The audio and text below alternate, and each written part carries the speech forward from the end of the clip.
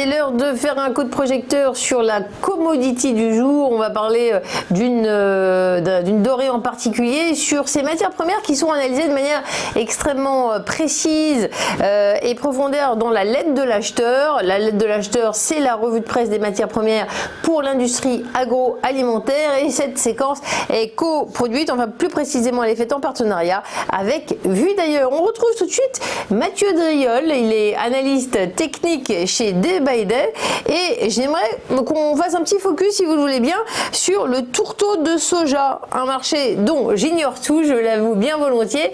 Quelle est l'évolution, Mathieu Driol, du tourteau de soja ? Alors en fait, donc sur ce graphique de moyen terme, là les premières données sur le graphique datent de fin août, début septembre 2012.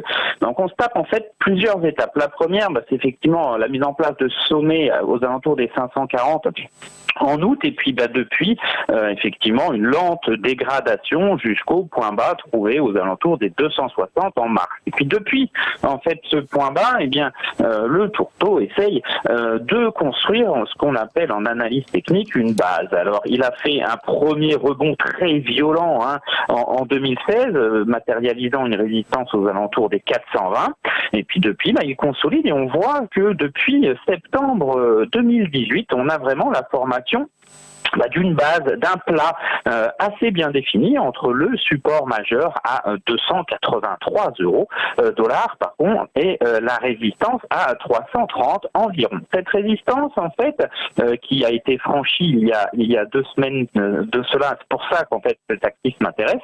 On voit qu'elle a été testée à de nombreuses reprises. Elle a été testée une première fois en octobre 2018, en janvier 2019, puis en juin 2019 et plus récemment en mars 2020. Donc c'est un niveau qui a été extrêmement bien travaillé, et donc le franchissement de cet obstacle est un signal fort. Alors lorsqu'on a une sortie par le haut en fait d'un plat comme cela, le premier objectif c'est d'attendre en fait une phase haussière assez franche de la taille de l'intervalle. Alors entre 280 et 330, il y a à peu près 50 dollars que l'on peut reporter depuis le haut de la résistance à 330, ce qui nous envoie aux alentours des 380. On a une petite résistance présente vers 387,60. Ce niveau constitue l'objectif. Alors, en termes de vitesse, maintenant, ce qui nous intéresse, les sorties de consolidation à plat comme ça peuvent être généralement assez violentes, assez rapides. C'est souvent d'ailleurs le cas sur les matières premières agricoles. Et donc, on pourrait assister dans les semaines à venir à une sorte de petit rush haussier sur le tourteau de soja.